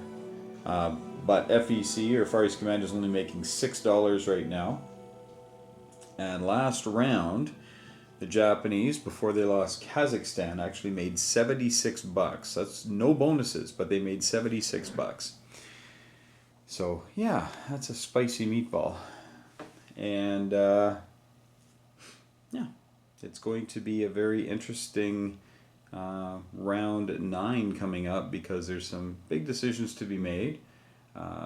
Japanese, what are they going to do to defend Japan? They have enough units on it to defend, likely. They got the kamikazes, of course, but you can't depend on those. And then you have 3 American transports full of stuff. So we definitely have to bulk up the homeland and maybe bulk up Korea a little bit so we don't lose that factory. And get ready to receive some unwelcome guests. Alright, round 9 coming up. Will this stack be shorter? We'll see. Alright, round 10 is just about to begin, and I know I've been talking about an Allied victory. I'm going to have to change my tune on that now, thanks to 3 battles that occurred, and were incredible game changers. So we're going to start here in the Pacific and show you the Americans are out here doing pretty well, but built nothing in the West, and there's reasons for that, although they didn't know those reasons, but it was a good thing they built where they did. Anzac was able to come over and grab Java for the loss of 1 man. but were unable to grab Dutch New Guinea. They just had 2 men, that's all they had that could land there, and they both died. So the Japanese still retain that. The last Japanese transport died in off of the Philippines, and the Japanese fighter did not scramble because I sent the bomber and 2 fighters just so that he wouldn't scramble. The Japanese built a couple of subs and a destroyer, and they sent their 4 subs down to the Caroline, and they did sink a couple of Anzac destroyers, but it was not enough, and all 4 of the subs got sunk. The Japanese continue to build armor. They bulked up at home, building a couple of fighters, more than what the Americans could land. So that would have been a disaster. Although in hindsight, they may have wanted to try it. We'll look over here now. Now nothing has really gone on here except a little bit more bulking up of units. And actually, I kind of flew through so quickly I forgot to make one move with the Americans, and that was to bring over their other 5. So I'm going to do that now. I'm playing by myself. I can do things like that. Yeah, forgot to move them along the way. So now we have, I think there's like 20 fighters on there and all, so it's a pretty tough nut to crack. The Japanese do have an impressive stack of tanks, got about a dozen or so tanks there, and they've got more on the way. But a couple of other stories that happened here. We're going to look here at the Middle East. The Italians have come south and did a pretty good job of getting 4 more bonus points. But if we look here, we see a very healthy stack of Germans and no Russians. They're all back in here, but that big stack they attacked. On the first round, the Germans got 14 hits on against 25 units. So they knocked them down to 11 units on the first round. They got 14 hits. The Russians, their 25 units, got 6 hits. That's it. 6. 1, 2, 3, 4, 5, 6. Count to 6 with me. Now, their anti-aircraft did shoot down a tactical, so you could say 7. But it actually got worse than the Russians only got 3 more hits with the remaining 11 units. And although that's kind of on par of where they should be hitting, they should have gotten a couple more in the first round, definitely, but the Germans punched a little bit above their weight on that one and reaped the rewards. There's a really good chance Moscow is going to fall versus the Germans, but we're going to roll the dice because you just never know. But they do have 8 tanks and about another 14 or so units that can hit. So the Russians outnumber them, but if the Germans roll like they did before, boom. Then we also have a follow-up. We have 6 more Japanese tanks, and well, 7 if you include that little fella right there. Over here, this is where the other big story happened, and I'm going to start by looking here. So we had the British come into this sea zone with their whole fleet and do a landing, and they decided not to scramble. They meaning me. I decided not to scramble because I had 2 destroyers in there, a German and an Italian one, and they were just completely outclassed. The scrambling 3 fighters would have just lost because they had a battleship, they had a carrier, they had a cruiser, they had like 2 destroyers. It just would have been a real schmoz. So I decided to keep the fighters back for defense. Well, the sea battle was lost, of course, and you can see, though, that the British are gone. The Italians sustained a few hits. But the big story came when they... the British fleet was here. The major Italian fleet was here. When the British landed, they had their 3 fighters, and the anti-aircraft guns that were in there took 3 shots and got 3 hits. Now, it shocked me right there, absolutely. And then I realized I can't even bring 3 planes. This was one of the planes I brought. 1, 2, 3, 4, 5. I got nowhere safe to land, so I had to put it back. But still, I thought I'd leave that up there. That happens every now and again, where the anti-aircraft just decide to, the planets align, and there you go. And so 2 British Spitfires went crashing, and after that, the landing force of 5 men, 1 artillery, got 1 hit, and then they were wiped out in the first round. Possibly second round, but they only got 1 hit during the battle. So Rome is definitely safe. Now the Italians, on their turn, came across and wiped out the British fleet, sustained some damage to be sure. They lost 3 destroyers and a sub and a damaged battleship, but then built a battleship because I really think the next thing is going to be the Americans are going to start coming over in earnest, which they will. They built a whole whack of transports. And you're saying, why so many transports? There's nothing to transport. Well, over here, there's stuff to transport. So they are going to use that. Up here, the Germans built another 2 subs. And so those destroyers may survive. I actually had lost both fighters on the carrier here because of the scramble, or because of the anti-aircraft. So I actually brought a fighter down to land on the carrier to help defend, and that was not a good idea. I thought they'd do better, and they did not.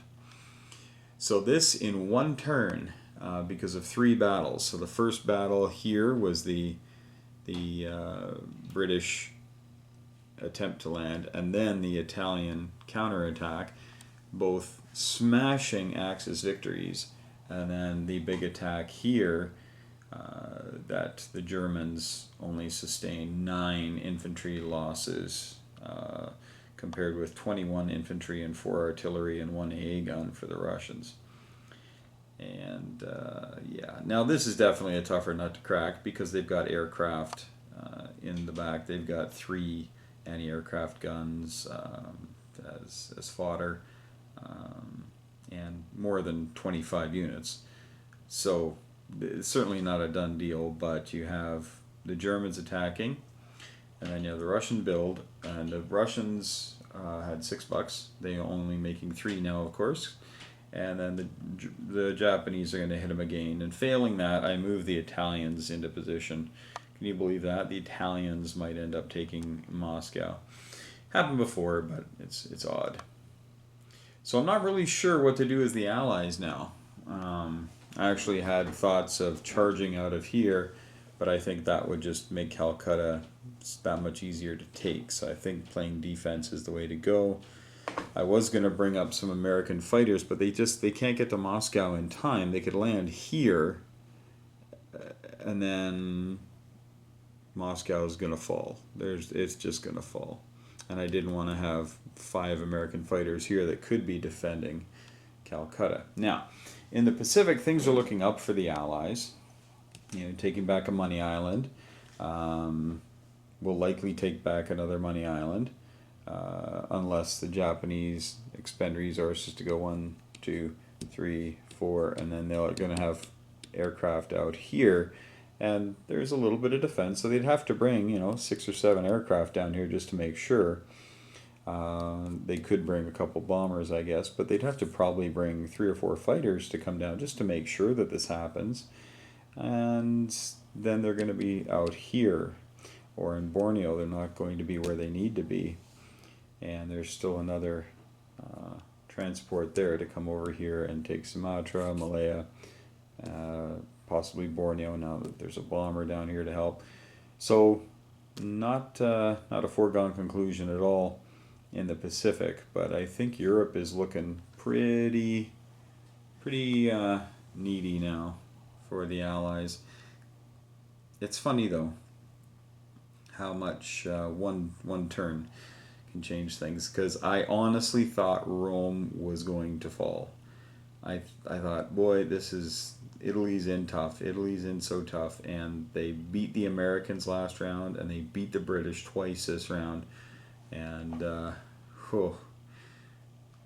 Yeah, you get hot dice though. There's not much you can do. It's like getting a hot goalie in the Stanley Cup playoffs, right? You can be the best team the whole season, but if the guy's standing on his head to stop the puck, not much you can do.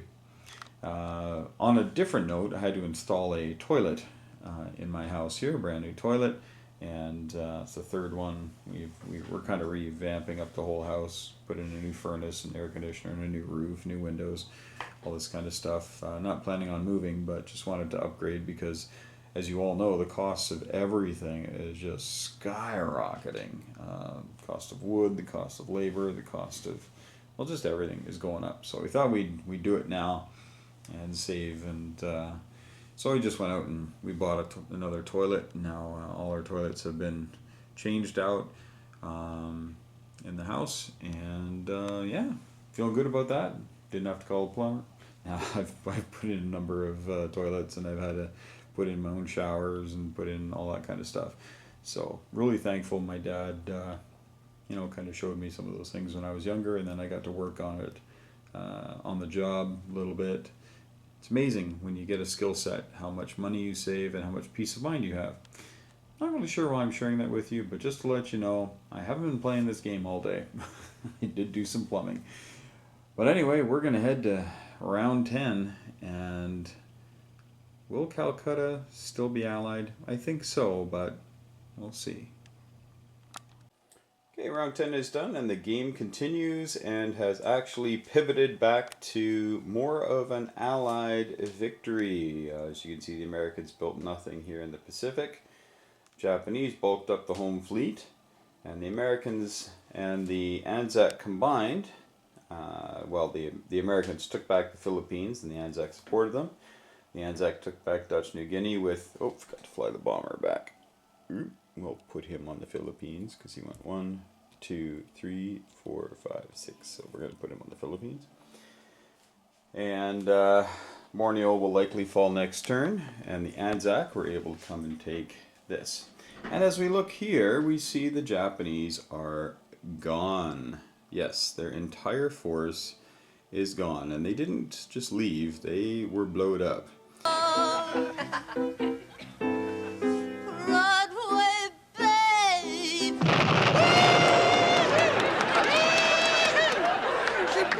Hold up real good. Yeah. Let me walk you through it.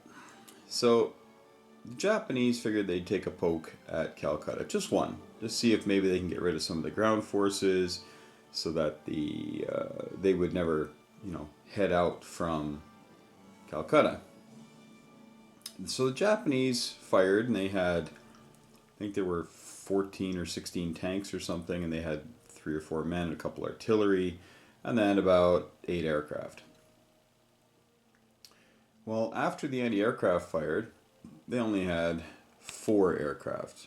Yes. So they got their 8 shots because they had 3 anti-air, and boom. And the Japanese, from then on, they actually hit pretty well. They hit above average, and they took out quite a number of units. But then the 17, what was it? I think it was 17. I think there were 17 American fighters, and a couple of fighters from Anzac were here, and a couple of fighters from FEC were here, or India. And they got like 100 hits. So the Japanese had I think they had 4 aircraft left. So we retreated them to Yunnan because everything else was gone. Well then, on the next turn, which was America, they sent out these fighters and they wiped out all the aircraft and the 6 tanks that had come down from Kwai Chau. So Japan, still making boatloads of money, okay, but definitely having to restart. So yes, these aircraft did come in very handy. And you can see that China is about to, possibly anyway, be liberated a bit and start their way back into the game. The coast of China is now within range of all this, although Japan does go first, and I suspect this fleet is going to likely try to destroy the American transports here. Because if they can do that, that'll buy them quite a bit of time, because again, there's nothing followed up except for Anzac transports, of which there are now 4 on the board, and none of which are now within range of anything the Japanese can get on them with. So, yeah, that could be a problem. A bigger problem for the Axis is this. Yeah. So Germany attacked, got their plane shot down right off the bat. They only had one tactical, got shot down. And then the rolling just sucked. There's no other way to say it. I should have taken stats. But the Russians, I think, well, the Germans attacked, and they didn't have actually in the odds calculator they would have won if everything had gone swimmingly, but they got their plane shot down, and then they had a really bad first round. I think they only got like 8 hits or 7 hits or something, and the Russians got 19 hits. So yeah, so the Germans decided to back off with their 3 remaining tanks. That's all that was left, and then they pushed forward with this stuff here. They do have some more tanks coming as well. And again, Russia, I think Russia collected $4 or something last round, maybe 5. But then the Japanese hit them with a bunch of tanks, and you can see that 2 of them retreated, because once again, the dice were horrible for the Axis, and, well, not even that hot for the Russians. I think they got 7 hits or 6 hits or something. Like they weren't even great, but it was enough. I really thought that the Japanese would whittle this stack down a bit. And with Russia's economy being so low, you know, this'll, well, I better not say. I'm getting really, really bad at predictions, aren't I? I continue to believe Mr. Trump will not be president. All right. Down here, more of the same, really. The Brits are just building up, built a carrier and 2 fighters, and left the homeland alone. We'll show you why in a second. The Italians have had to put up a blocker now, because here come the Yanks with more on the way. So as the Allies, it's pressure on Italy time, and really try to start landing over here.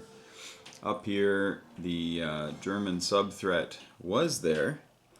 The 3 German subs came up to take out the 2 British destroyers. Only got 1 hit, and didn't send the fighters or anything, because the French fighters scrambled. I guess there were 4. I forget.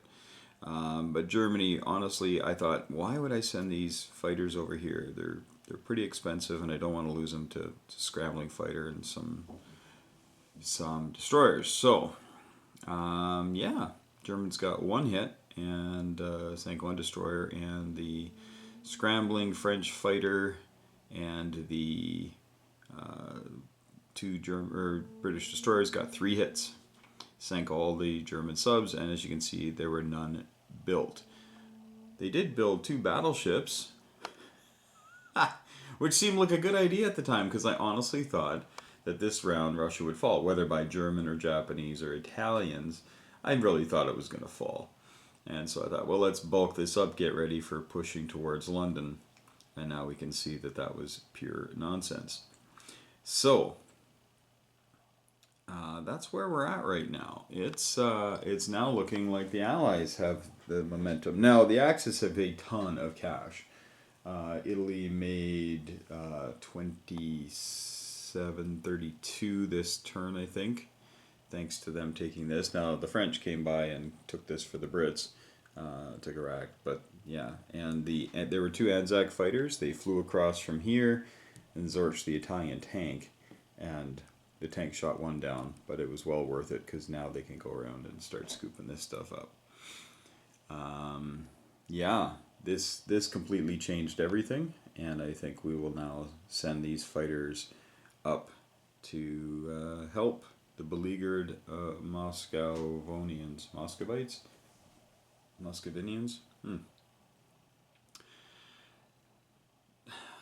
I think it might be time actually to Yeah, I'm not even sure. I'm not gonna say. I'm not gonna say because boy, I cannot predict anything today, or yesterday, or the day before. Yes, this is day 3 of the game, and we are, yeah, still a little bit of a stalemate, but definitely the Allies are going to start chipping away at this monstrous Japanese cash. The highest the Japanese got to was 78, and now they're down to 64, and they are likely going to lose some more stuff here. And this is my cat wanting attention. You gonna hop up on the board and steal people again? All right. So anyway, well, wish me luck, and we will. I don't know what kind of luck I need though. Because that was huge luck for the Allies, and the Axis have had their luck too, right? Like with Italy holding on last round, right? So kind of goes back and forth. But here we go, round 11. Will Italy get taken? No, they won't, because we had to put up a blocker. So that's where Italy is now. We're into the blocker business as the Americans inch ever closer. And it's likely that Italy will have to, well, spend all its money at home. I don't think it's going to fall with what's going on right now. But stranger things have happened. Here we go. All right, so turn 11 is done, and again, I gotta quit making predictions, but now I'm gonna make another one. You just contradicted yourself. Because I think that the Allies now have this in the bag. All right, so here in the Pacific, the Japanese have been kicked out of everything, and they're losing their holdings in Southeast Pacific as well, and have been forced economically to build mechs instead of tanks, and the only thing they're putting in the ocean is subs. They came down here and destroyed the American and Anzac fleets, and still had a carrier with a couple planes on it and a wounded battleship, but then the Americans came in with their air power, and those fighters, I even took one fighter off and left a destroyer on because of that. So that's where we are. There, Anzac is here. There are 5 units on 3 transports that now directly threaten the coastline here, and there's not a lot Japan can do about it. Over here, Far East Command or India or UK Pacific is starting to go back, and again, they got Borneo back, so they got their economy back up to 18. So they're doing pretty well, and the Anzac are at 21 plus their bonus up to 31. So yeah, they're doing well. They're doing so well they built a factory, which is what they tend to do in this game when there's no Japanese boats around. Again, China is still out of the game, but will likely be back in at the start of 2 turns from now. The Americans have brought 10 of their fighters up here to Turkmenistan to then fly them into Moscow. Now here is the hope, is that for the Allies, Moscow holds. They're going to have to withstand 2 decent attacks before that happens though, and a little bit of a follow-up even if this attack fails. We've got some more stuff coming. I brought the air power this way to help out with this attack. We've got 7 tanks right there. And yeah, it's pretty looking a little bleak again for Moscow, but hey, maybe the Russian winter will kick in.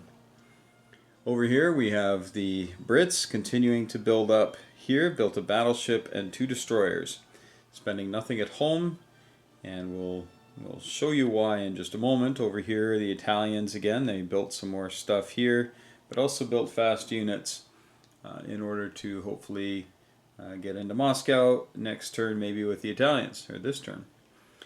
They had to send some guys to southern France because the Americans have landed in Normandy. Now, the thing about this is that if the Germans don't kick them out of here, and they don't have a lot to do it with, the Americans can build out of this factory. And that could be bad news. There are still 4 more units from America trying to get over here, and a few more coming, and I built some more fighters that can make it all the way to Normandy. So if the Germans do not dislodge the Americans on this attack, then they're there to stay. Which, if Moscow doesn't fall this round, I think I might call the game at that point. Because there really would be not much of a point to continue. If Moscow doesn't fall and all this stuff is gone, and the Americans are here cranking stuff out, yeah, it's probably going to spell doom. But again, we've said that before, haven't we? Beyond that, not much to tell you. Not much action here in Moscow this turn. Just a little bit of a tussle, but nothing huge. Yeah. I think we're pretty much caught up. Not much else to tell you. It's funny how things start to center around 2 or 3 spots on the maps. We've got France, we've got Moscow, we've got Italy, and to a lesser extent, the Pacific. It is quite Pacific now, though, isn't it? It's very pacified, and I think it's just going to be a death of 1,000 cuts for the Japanese. Again, they were up at $79 or $78. They're down to 56, and no bonuses. So the Americans are back up to 54, or up to 54, I should say, and are getting 20 in bonus now. So they got $74. So they're outproducing the Japanese. They're outproducing Germany, although not by much. The Germans made, I think, 65 on their last turn. But again, if they don't dislodge the Americans here, and that's why the British tactical is there, offering a little bit of support at a 3. But if they can't dislodge them, I think that could be really, really bad. So they have 6 units there. And then they have 2 fighters here, and they have none of these can make it. And I don't think the bombers can make it either. So this is Moscow or bust for Germany on this round. If they take it, they will have a chance, because then they can put their whole build, which is going to be, it has to, by necessity, going to have to be ground units, and we'll put them into Western Germany, coaxing the French to come on in, because if America goes into Paris here, I don't know, some of you may not play this way, but we certainly do. When Paris is liberated, everything that's French becomes French money again, right? So this would become French, and the Americans couldn't build out of it. So I had a buddy make that mistake once, and he liberated France, got his 4 infantry, and then Americans, or I think it was the Brits, couldn't build there anymore. And that made him sad, because I took Paris back. And you can only liberate it once, right? So, lots going on. I don't know if there's going to be any key battles this round in the Pacific. I think it's going to be just, like I say, a slow whittling away of Japanese income. And if Moscow doesn't fall this round, we're going to have 10 American fighters coming in to bulk up the defense. Now, there are 8 Japanese tanks here for a follow-up attack after the Germans. The Germans have 12 tanks, 2 bombers. So that's 20 tanks. Yeah, it'll be interesting. All right, we'll let you know how turn 12 goes. Is the game over? Will the Allies win, or will Moscow fall and give the Axis new life? Alright, we're done the German turn and the Soviet turn. We've just started the Japanese turn, and I thought I'd give you a little update here, because this is the game. This will be the game, this next battle. So up here, you see the Germans were able to take Normandy, but they had to give up a fighter doing it. So the first round, both sides got 2. The second round, both sides got 2. The third round, the Germans got 3, and the Americans got nothing. And then it just went downhill from there. So, America will likely take it back again, but now there are things in place to continue to put pressure on Normandy. Over here, the Russians repelled the Germans, and had enough stuff left over. Now the Germans, I mean, they attacked with nothing but tanks and some aircraft. 2 of the aircraft got shot down by the lone gun. It's simply mind-boggling. So I thought what I would do is show you this battle in real time. We'll turn our yak around. Alright, so what we have are 8 Japanese tanks. We have 11 infantry, 1 artillery, 1 tank, 1 tactical, and 1 fighter.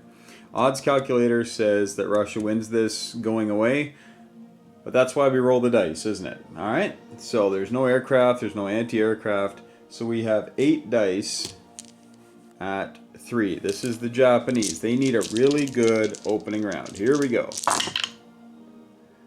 Okay, well, they shot 1 above the curve, so they got 5 hits. So 1, 2, 3, 4, 5. Alright. So now we have 12 at 2, 2 at 3, and 1 at 4 for the Russians. So 12 at 2.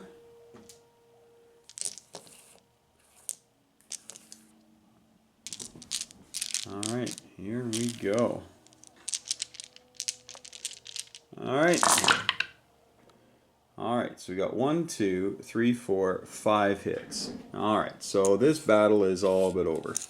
They both got 5 hits, and that's what the Japanese could not have happen. They could not have parity in hits. So we're just going to roll the Japanese, the remaining 3 tanks. Well, at least they went 3 for 3 on that. 2, 3. And then the Russians, we're going to roll their high price stuff first. 3 for 3. Okay, so they're gone. They're gone. So the Russians remain. And they remain with 4, 5, 7 units, including 2 3s and a 4 on defense. So they're sitting pretty good there because, of course, this is the Japanese turn, and once this is over, these 10 fighters fly to Russia. And yeah, I think that's, well, shoot. I don't know if that's going to be it, though. They don't, the Germans don't have enough to take it this round, though. So I will probably fly these fighters up, add another 3 American fighters. Might even fly these guys across. 1, 2, 3, 4, 5. It'll take them a couple turns to get there. But Japan herself is under great duress now. Not going to be building anything here because we simply can't. This is the build for Japan. We're going to build 9 mechs and 2 bombers. And the bombers, the reason is simple. They are here to go after the transports. Because these transports are going to be out and about, and they don't have enough coverage. They just have transports. So that'll make me think really hard as the Allies as to where things are going to go. But again, these are not able to defend territory very well or take any territory. So on the defense, the Japanese economy will continue to shrivel, and with the Soviets standing, it looks like this game is likely going to end in an Allied victory. We've got America likely taking Normandy again, and if that happens, the Germans have some stuff here to repel it, but yeah, the French are likely going to bulk it up with a fighter, and that might be too much for the Germans to dislodge in one round. They can send some stuff over, of course. So more stuff coming this way. We've got 3 more fighters that were built that are going to fly over and land in England and then take part in any sort of assault. So I think it's coming down to math now. But again, these dice, right? The dice are crazy. But we'll continue playing this round. We'll let you know what it looks like at the end of round 12 and decide then if it looks like that's all over but the crying. All right, we'll see you in a minute. On to turn 13, likely to be the last round. I think I've said that before. But yeah, it's looking pretty bad for the Axis now. The Allies are swarming here in the Pacific. The Japanese even had to put their subs in a very ineffectual spot, otherwise the Americans would have rushed up here and crushed them all, and then convoyed them. So now the kamikaze are there, but again, we don't rely on those. But if Japan gets surrounded, it's all over but the crying. The mainland China is being taken back. Kwangtung was taken back. Right now we have a little bit of an oddity in that we have Anzac, Italy, and Far East Command, or India, all at 21 bucks. So it's kind of an oddity. Up here, yeah, so you saw the Japanese attack, and then of course we have our 10 American fighters. So there's 11 fighters there. Germany simply does not have stuff that can hurt that. I was going to do a suicidal run-in with the Italians, but they only had 9 dice, and probably would get 4 hits, which would clear out 3 men and an artillery, and then they would get just obliterated, and that would be it for Italy. The Germans do have some stuff coming in reserve here, but again, simply not enough, and also there's 3 more fighters coming, so it's I think it's pretty much over. We're going to play out this round, though. If the Germans can take back Normandy again, then that'll give them some hope, but they have 3 1s and a 3 versus 3 2s and a 4, because the French have decided to throw in at this point, which is probably a good idea. And then the Americans have more stuff coming here, more stuff coming here. They've got a fighter that they're going to land in Normandy if they survive. And it'll just be too much to dislodge. But one of the worst battles I have ever witnessed was Italy going after this British fleet. So the British split off a destroyer here, hoping to maybe have the Italians split up a little bit, but they did not. They actually went whole hog after this fleet, and we also sent the Italians to take Libya back. So we had 2 battleships, 2 subs, a cruiser, and 2 destroyers, and a bomber. No, actually I sent the bomber that way this turn. So we had all that stuff. So 2 battleships, a cruiser, 2 destroyers, 2 subs attacked the British fleet. That's the hit we got. 1 hit. And the British they killed the 2 subs, so they got 4 hits. They killed 2 subs and got rid of and damaged the 2 battleships. At which point Italy said enough of that nonsense, because now they're down to 5 hits, and there's plenty of stuff here to get 5 hits. So the British may actually attack this next turn. In fact, I think it would be silly not to. You only need 5 hits, and got lots of stuff to do it. So we are going to play out the round. I'll show you how it all went when we're done, but I'm calling an Allied victory, and it's kind of like election night. We're calling a victory for the whoever, and they're never wrong about that, eh? So here we go. The final round, the Baker's Dozen, round 13. Time will tell, but time is almost up. Well, this is music from Jurassic World, and the title of the piece is As the World Turns. And yes, the world has turned, and the game is over. I didn't even bother doing Anzac's moves, because there's really not much to do. I did push them around on the continent a little bit. China is up to $4, and actually, because they had saved money a while ago but had nowhere to place, they finally got to put a man on. So they're back, baby. Over here, just the same old story for the Italians. They actually hit pretty well. They took out, I think, 3 destroyers and damaged the battleship again, but they lost their whole fleet. So, yeah, didn't even bother putting on Italy's build and figuring all that out, because Normandy is cram-packed full of Anglo-American stuff with 8 more units on the way. I didn't even put America's build on, which would have just been a whole bunch of units. These guys here were there. I'd put on 10 more units to come back, so yeah. It's all over, folks. I did actually build a battleship with the Brits and some subs just to clog up the channel, because the Germans built a couple of subs, figuring they'd come out here and start some shenanigans. The Mighty Eighth decided to bomb the Germans and actually rolled a 6. And then, of course, with Strat bombers, you add 2. So max damage. Didn't get shot down, and then max damage. So, please leave me your thoughts. What do you think? I mean, there's a couple of real bonehead things I did. There's no doubt about it. Should not have made this attack with Japan. I had so much stuff there, I figured, you know what, even if I take some losses, I'll probably get into those planes. And I just did not even get close to getting into those American planes. They still had infantry left, for Pete's sake. So that was not good. I think the Russian move out of Moscow was dumb, and the Germans wiped out that big stack, and Russia was kind of on the defensive the rest of the game. They were able to get their fat out of the fire thanks to some American assistance, of course.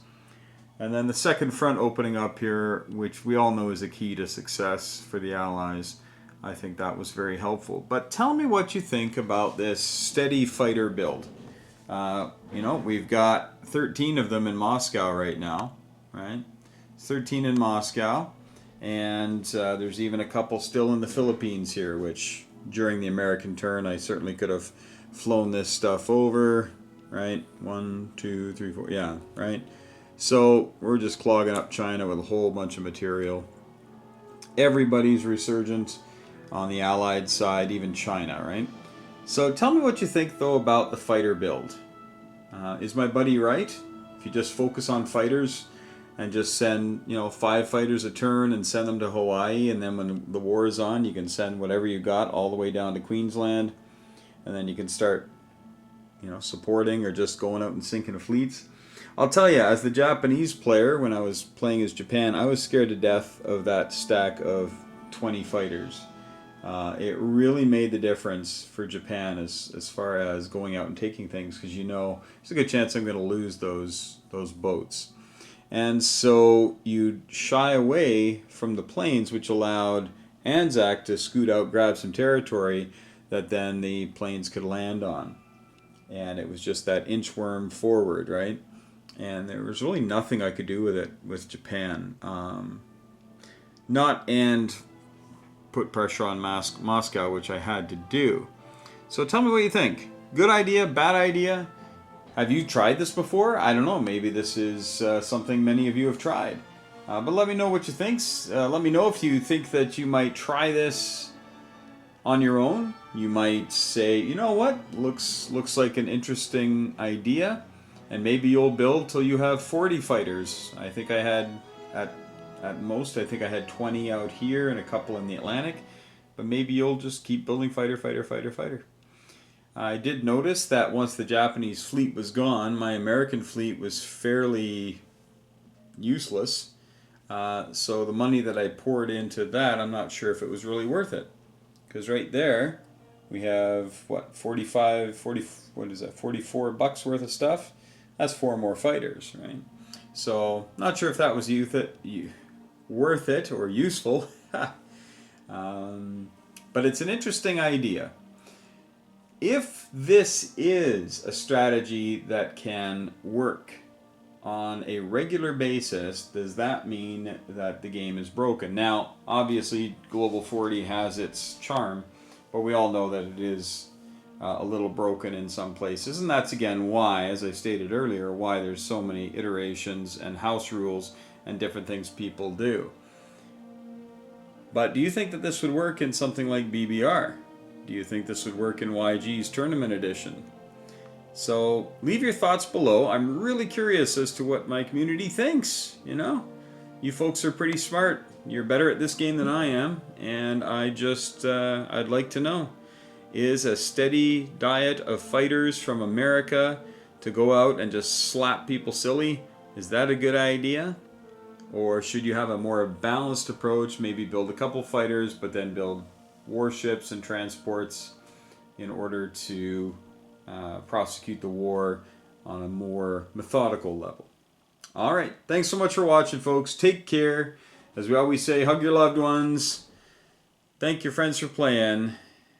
And may those dice be with you.